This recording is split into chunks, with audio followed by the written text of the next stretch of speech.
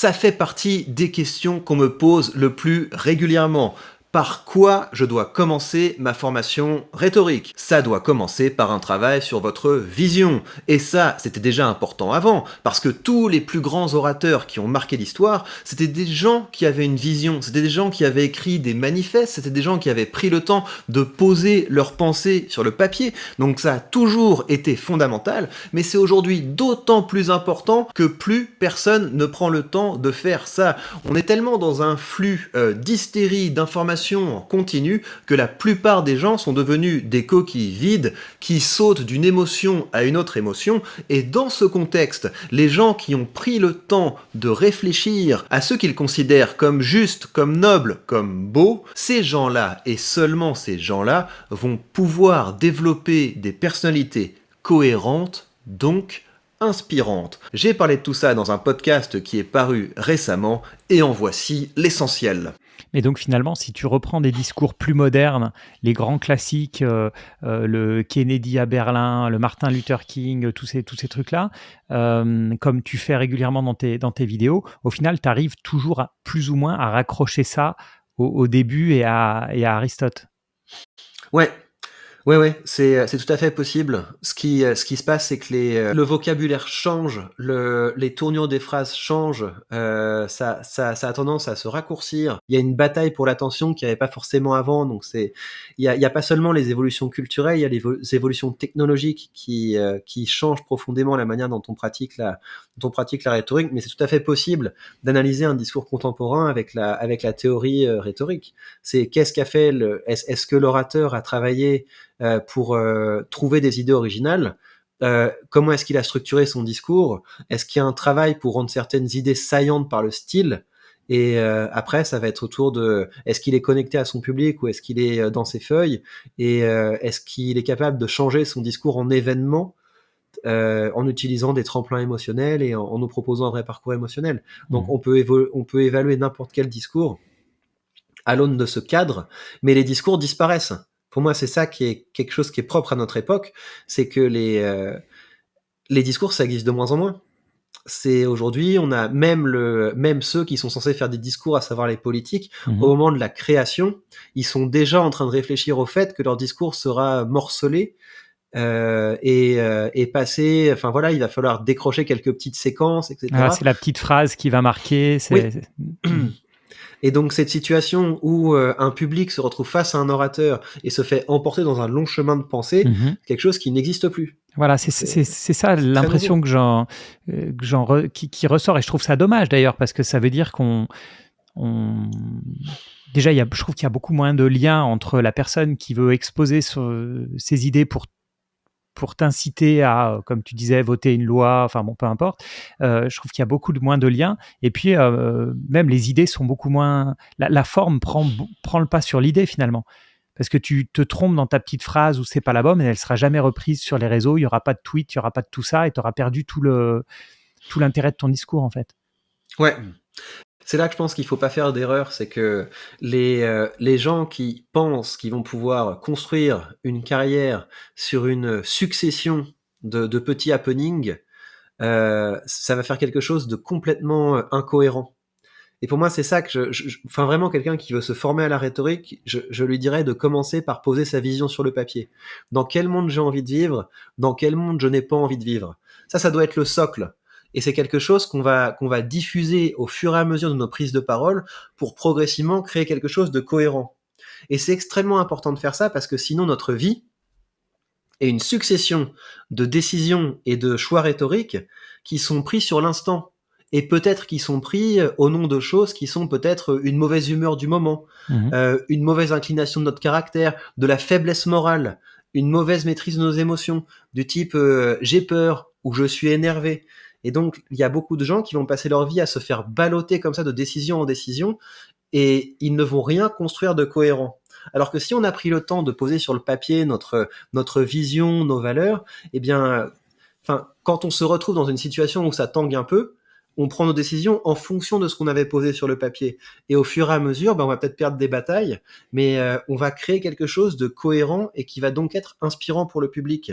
Donc, effectivement, on n'aura peut-être plus jamais cette possibilité de mettre le public dans une salle et de leur faire un discours de 45 minutes ou de 8 heures, comme si on est communiste.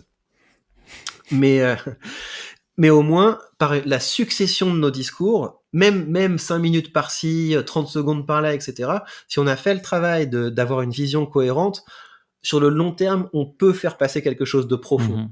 Et pour moi, ce qui est différent, c'est qu'il faut maîtriser plein de formats. Il faut être capable de décliner nos idées dans des formats longs, des formats courts, des choses plus visuelles. Donc, il faut être tout terrain. Et moi, c'est ce que j'essaie de faire, justement, parce que j'aurais pas pu faire utilement de la rhétorique si j'étais resté à l'université. C'est pas possible. Avant, effectivement, le professeur qui fait cours en amphi, il peut avoir une sensation de ce qu'est un discours efficace. Mhm. S'il forme des gens qui sont là pour faire une plaidoirie ou pour faire un long discours pour politique, c'est pas si différent. Alors que aujourd'hui, un discours en amphi, ça a rien à voir avec un TikTok, une vidéo YouTube, un post Instagram ou un tweet. Donc il faut être connecté avec les instruments d'aujourd'hui. Et si Aristote avait écrit sa rhétorique aujourd'hui, il serait sur TikTok. Enfin, j'imagine. Mhm. J'aimerais après qu'on reparle un peu de la rhétorique dans la vie de tous les jours, que on puisse appliquer ça au quotidien. Donc nous, on est là, on est salariés, indépendants, peu importe, dans notre vie, on a notre famille, des collègues. Quelles sont pour toi les situations les plus communes dans lesquelles on peut utiliser de la rhétorique? Des choses qui sont assez courantes, c'est pas forcément tous les jours, mais alors ok, il y a le discours, il y a machin qui part à la retraite, etc. Mais dès qu'on sort un petit peu du discours, ou est-ce que parfois on peut se créer des occasions de discours? Enfin voilà, comment est-ce qu'on peut utiliser la rhétorique au quotidien? Ouais, mais je suis très embêté parce que je suis très loin du monde des réunions, du monde du travail où on doit faire une présentation, etc. Moi, ce que je dirais, et ça c'est valable pour tout le monde, c'est que les réseaux sociaux sont un incroyable terrain d'expérimentation rhétorique. On a toute la vie, tous les conflits qu'il peut y avoir, toutes les opportunités qu'il peut y avoir depuis notre téléphone, depuis notre ordinateur. Et donc, je dirais aux gens de faire ça. Je dirais aux gens de commencer par ça, de tester tout un tas de choses sur les réseaux sociaux avec l'objectif de comment est-ce que je pourrais, en quoi ça pourrait me servir dans le reste de mon travail. Donc, un étudiant qui doit réviser une matière pour passer un examen, qui fasse un contenu pédagogique sur le cours qu'il est en train de réviser. Comme s'il va le mémoriser et peut-être qu'il va en plus faire quelque chose qui va marcher. Pareil pour les présentations professionnelles. Donc moi, j'encouragerais les gens à parler plus, à publier plus et à le faire non pas de façon spontanée, mais se demander à chaque fois est-ce qu'il n'y a pas un petit outil rhétorique que je pourrais utiliser pour faire une meilleure introduction, pour faire une meilleure conclusion, pour mieux organiser les choses. Parce qu'en fait, c'est comme ça qu'on progresse. C'est quand on prend des décisions de faire quelque chose un peu différemment de ce qu'on aurait fait spontanément. Pour accrocher à la partie entreprise, les réunions, etc., vu que moi j'ai connu un peu ce côté-là, donc moi je me souviens très bien, j'ai été trader, donc communication zéro, tu es un technicien, etc., les managers très mauvais, enfin c'est pas grave, t'as pas ces notions de management, de tout ça, donc c'est un autre monde. Après, j'ai été manager d'équipe, une équipe, 2 équipes, 10 équipes, etc., et là la communication est devenue clé, donc j'ai eu très rapidement des cours de communication. Et je me souviens très bien, mon premier cours pour devenir un manager, le gars nous a dit toute communication doit être préparée. Ça veut dire quoi, toute communication? Ça veut dire, j'organise une réunion, même si c'est la réunion de la semaine, il faut que je sache, ça paraît évident, mais voilà, ce que je vais dire, etc. Je fais un one-to-one avec un employé pour, peu importe, peut-être lui le recadrer, ça peut être un entretien de fin d'année, ça peut être pour lui annoncer son bonus, bref, peu importe. Ça, je dois préparer. Est-ce qu'il va bien le prendre, mal le prendre, etc. Et avec le temps, parfois, on ne peut pas. Et il y a les occasions de discours, par exemple. Moi, j'ai eu l'occasion de faire des discours pour des gens qui partaient à la retraite, pour des départs, des démissions, enfin ce genre de choses. Et je me souviens, par exemple, d'une fois où j'avais préparé le discours, vraiment, avec de l'humour, etc. Ce discours-là, on m'en a reparlé, parce que comme les gens ne le faisaient pas, comme les gens faisaient vite fait un truc, merci René d'avoir bossé 30 ans ici, comme les gens ne préparaient pas leur discours, on a parlé pendant des années. Et après, avec le temps, j'ai pris trop de confiance. Donc, je me suis retrouvé, par exemple, je m'en souviens très bien, à faire un discours. Qu'est-ce que c'était ? C'était pas le départ de quelqu'un, mais bon, c'était une fête organisée en l'honneur de quelqu'un. Je n'avais pas préparé. Je connaissais tout le monde. Donc, j'arrive. Xavier, tu vas, puisque c'était quelqu'un qui devait partir, je pense, de mon département, un truc comme ça. J'ai fait un discours non préparé. Ça a été la cata. J'ai fait une gaffe. Enfin bon, bref, je ne vais pas rentrer dans les détails, mais j'ai fait une gaffe, etc. Je me suis senti mal à l'aise pendant longtemps. La personne est venue me voir après en me disant « mais t'as parlé de ça, j'ai bien compris, c'était un compliment. » Oui, c'était un compliment, mais je me suis mal exprimé. Enfin bon, bref. Et je pense que quel que soit ton niveau dans une entreprise, je pense qu'effectivement, toute communication doit être préparée. Si tu as une réunion toutes les semaines avec ton manager en équipe, et que vous êtes 6 dans l'équipe, je pense que même à ton niveau, il ne faut pas arriver passivement en disant on va voir ce que le chef va dire. Je pense qu'on peut arriver avec une idée, avec une question, peut-être en parler avant avec les autres. Et je pense que ça fait une différence énorme. Et il y a beaucoup de gens qui écoutent ce podcast et qui veulent sortir du lot, qui veulent créer de la valeur, qui veulent s'améliorer. Et je pense que la différence entre un employé qui vient à une réunion non préparée et l'autre qui se dit j'ai une idée et je vais la défendre parce que la manière dont on fonctionne dans l'équipe, ça ne marche pas. J'ai mon idée, je me prévois mon petit speech de 3 minutes pour pitcher mon truc et que ça marche. Je pense que ça peut avoir un énorme impact. Et toi, tu parles beaucoup, Victor, aux créateurs de contenu. Je trouve que c'est très bien, parce que c'est ton monde, mais je pense que tu aurais énormément à apporter. Je le sais parce que tu fais des formations aussi là-dessus, donc je sais que tu sais faire et que tu le fais, hein, mais à tous ces gens qui sont en entreprise et qui peuvent sortir du lot grâce à la rhétorique, où ça peut être un petit outil en plus. Absolument. Pour moi, c'est vraiment ça la clé, hein. Tu l'as dit, c'est la préparation, parce que tout le monde se dit en fait, parler c'est comme respirer, c'est facile, je sais. Et c'est très difficile d'avoir l'humilité et le recul nécessaire pour se dire mais c'est possible de faire beaucoup mieux que ça. Et effectivement, une petite préparation, ça fait une différence incroyable par rapport à tous les autres qui n'ont pas préparé. Et en plus, il faut apprendre à trouver ça agréable. Il faut apprendre à trouver ça drôle, il faut apprendre à trouver ça intéressant. Effectivement, mais on va se dire, ma prochaine présentation, ce sera une opportunité de tester telle ou telle chose. Et moi, quand je donne des formations à des managers, pour moi, c'est les deux choses qui sont vraiment importantes. Je commence par leur faire des exercices qui sont plus littéraires et poétiques. Donc des choses où ils doivent peut-être faire un poème ou quelque chose comme ça. Pourquoi ? Parce que plus on avance dans notre carrière, plus notre style se ratatine. On nous met dans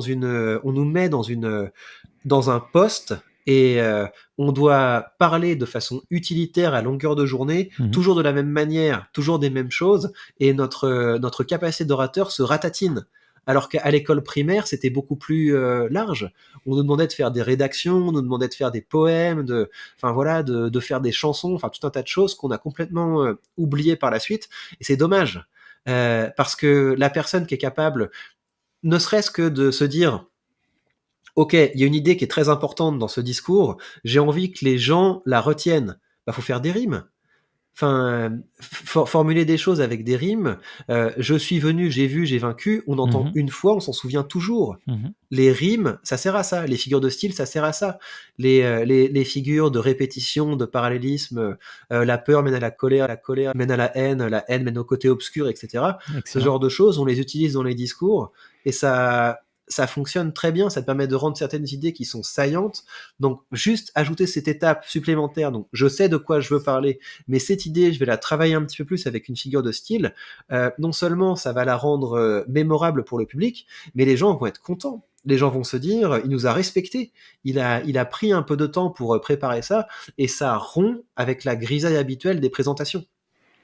Donc ça, pour moi, c'est la première chose sur laquelle je travaille, un petit peu élargir la gamme d'orateurs, les reconnecter avec le fait que il y a tout un continent qu'ils n'ont pas exploré depuis longtemps. Et l'autre chose, encore une fois, c'est le travail sur la vision. Parce qu'au bout d'un moment, tu n'as plus tellement besoin de préparer. Si tu es clair sur les informations que tu as envie de partager encore et encore, réunion après réunion, tu sais que tu as ton cap. Et donc, une fois que tu as ton cap, tu ne peux pas te planter. Quand tu es dans un rendez-vous avec quelqu'un, dans un échange avec quelqu'un, tu sais que tu as ton cap, tes lignes rouges, elles ont été fixé à l'avance. Et du coup, sur le coup, tu te laisses pas avoir si la moutarde te monte au nez ou si son interlocuteur est un peu véhément, etc. Mmh. Tu as ton cap. Donc, poser ces grandes idées sur le papier. Et les grandes idées, c'est des choses du type on ne fait jamais ça, on fait toujours ça. Moi, pour donner quelques-unes de mes grandes idées, il y a des choses du type un bon discours doit emmener le public de l'ombre à la lumière.